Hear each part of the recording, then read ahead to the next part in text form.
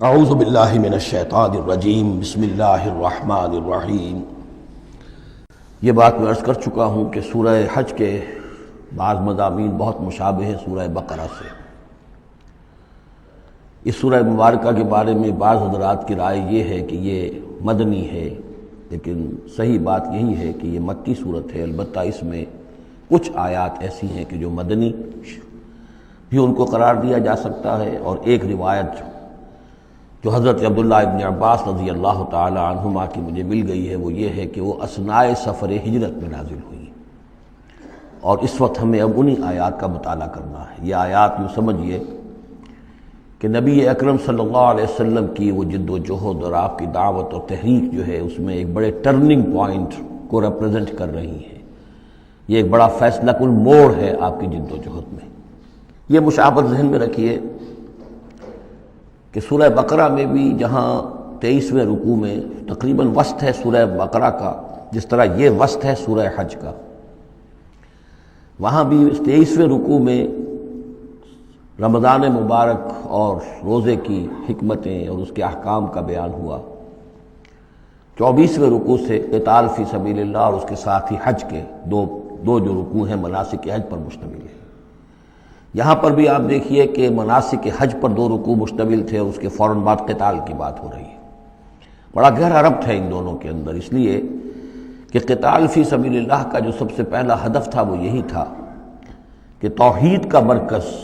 کعبۃ اللہ، جو اصل میں خدا واحد کی عبادت کے لیے بنایا گیا تھا، اس وقت وہ مشرکین کے تسلط میں ہے، اور انہوں نے اسے شرک کا اڈا بنایا ہوا ہے۔ تو گویا کہ اب پہلا جو فرض منصبی ہے امت مسلمہ کا وہ یہ ہے کہ اس مرکز توحید کو مشرکین کے تسلط سے واگزار کرا کے اسے واقعتاً توحید ہی کا مرکز بنا دیا جائے۔ اس اعتبار سے ظاہر بات ہے کہ جنگ ناگزیر ہے۔ یہ صرف واعظ سے ہونے والا کام تو نہیں تھا، اس کے لیے تو ظاہر بات ہے کہ طاقت کا استعمال ناگزیر تھا۔ اسی لیے مناسک حج کے ذکر کے فوراً بعد اب یہ تذکرہ ہو رہا ہے۔ یہ آیات میرے خیال میں اثناء سفر ہجرت میں نازل ہوئی۔ فرمایا ان اللہ یدافع عن الذین آمنوا، اللہ تعالیٰ مدافعت کرے گا اہل ایمان کی طرف سے۔ یعنی اب جو نیا دور شروع ہو رہا ہے جس میں کہ آرمڈ کانفلکٹ ہوگا، مسلح تصادم ہوگا، تو مسلمان اور اہل ایمان اپنے آپ کو اکیلا نہ سمجھے، بلکہ ان کی پشت پر اللہ ہے۔ ان کی طرف سے دفاع کرنے کے لیے اللہ تعالیٰ جو ہے وہ ان کی نصرت فرمائے گا۔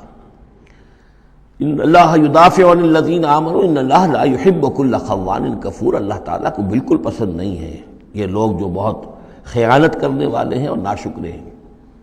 یہ کون ہیں؟ یہ قریش مکہ، کہ جنہوں نے ایک طرف خیانت کی انتہا کر دی کہ توحید کے مرکز کو شرک کا اڈا بنا دیا۔ یہ امانت تھی ان کے پاس حضرت اسماعیل اور حضرت ابراہیم علیہ السلام کی، اور یہ تو اس لیے تعمیر کیا گیا تھا ربنا لیقیموا الصلاۃ، اور حضرت ابراہیم نے دعا کی تھی وجنبنی وبنی ان نعبد الاصنام، لیکن ان لوگوں نے خیانت کی ہے، ان کی وراثت کے اندر صحیح طرز عمل اختیار نہیں کیا بلکہ خیانت کی روش اختیار کی، اور کفور ہیں، بہت ناشکرے ہیں، اس لیے کہ اس گھر کی وجہ سے انہیں یہ حیثیت حاصل ہے کہ یہ مرکزی شہر بنا ہوا ہے پورے جزیرہ نما عرب کا۔ اس گھر کی وجہ سے انہیں ان کے قافلوں کو تحفظ حاصل ہے کہ ان کے اوپر کوئی حملہ نہیں کرتا، اور مشرق اور مغرب کی جو ٹریڈ ہے اس کے گویا کہ یہ ایک طرح سے پروپرائٹری ان کے پاس حقوق آ گئے ہیں، ایکسکلوسیو پروپرائٹری رائٹس، کہ ظاہر بات ہے کوئی اور قافلہ بچ کر جا نہیں سکتا قبائلی ریڈ سے اور حملے سے اور لوٹ مار سے، اور قریش کے قافلے کے اوپر کوئی حملہ کر نہیں سکتا، اسے کوئی چھو نہیں سکتا۔ تو اس گھر کی وجہ سے لإلاف قریش إِلَافِهِمْ رِحْلَةَ الشِّتَاءِ وَالصَّيْفِ فَلْيَعْبُدُوا رَبَّ هَذَا الْبَيْتِ۔ یہ جو ان کے قافلے سردیوں میں جاتے ہیں یمن کی طرف اور گرمیوں میں جاتے ہیں شام کی طرف، تو ان کو سمجھنا چاہیے کہ یہ ساری جو ان کی چلت پھرت ہے یہ تو اس گھر کے طفیل ہے، اس کی وجہ سے انہیں یہ پروٹیکشن حاصل ہے، اور انہوں نے ناشکری کی ہے۔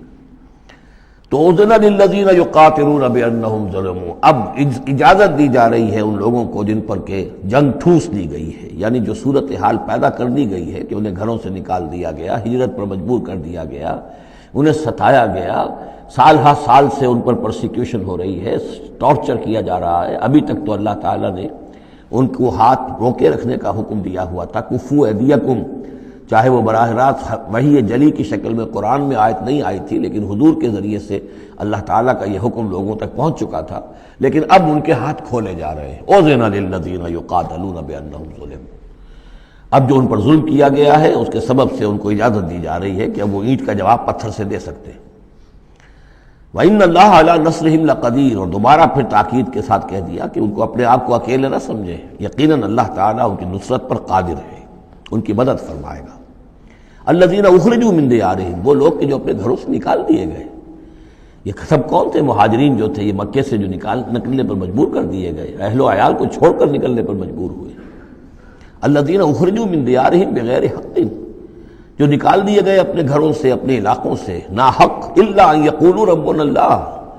صرف اس جرم کی پاداش میں کہ انہوں نے کہا ہمارا رب اللہ ہے، ہم صرف ایک اللہ کو مانتے ہیں اور دوسرے آلہہ کو، دوسرے معبودوں کو، دوسرے دیویاں اور دیوتاؤں جو تمہارے من گھڑت ہے، ہم ان کو تسلیم کرنے کو تیار نہیں۔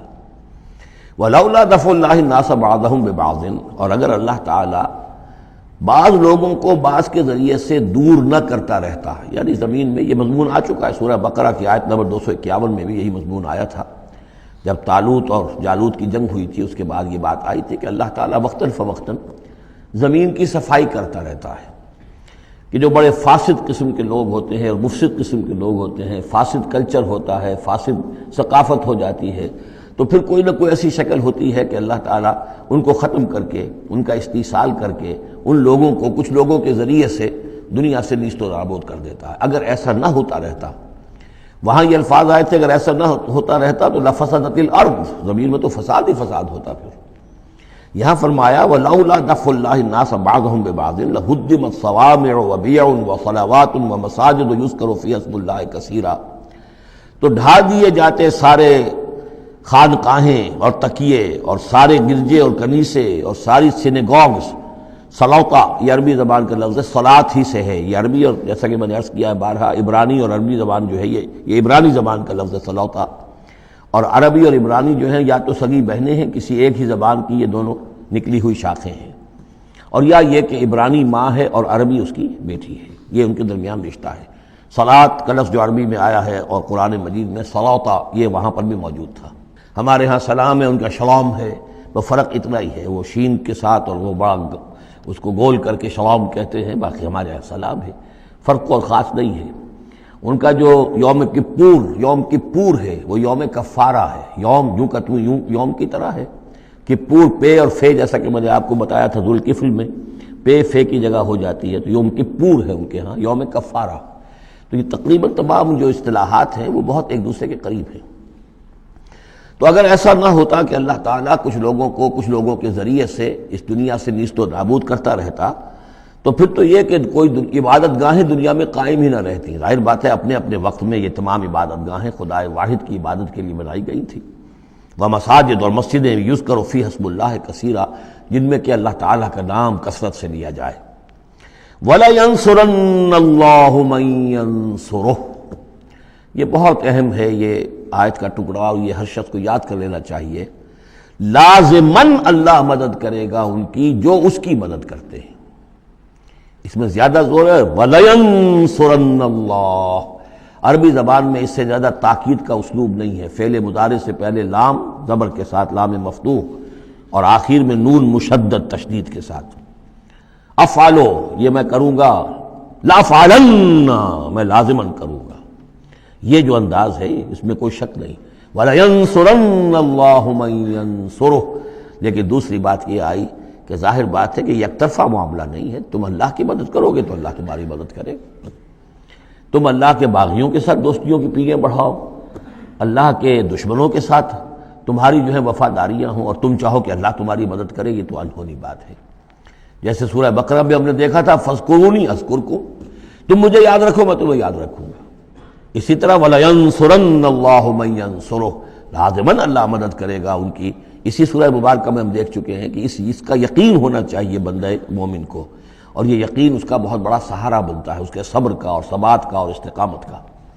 ورنہ یہ کہ اگر اس یقین، اس اللہ کی مدد کی امید کی رسی کو وہ کاٹ دے تو پھر اس کے لیے کوئی سہارا نہیں رہے گا۔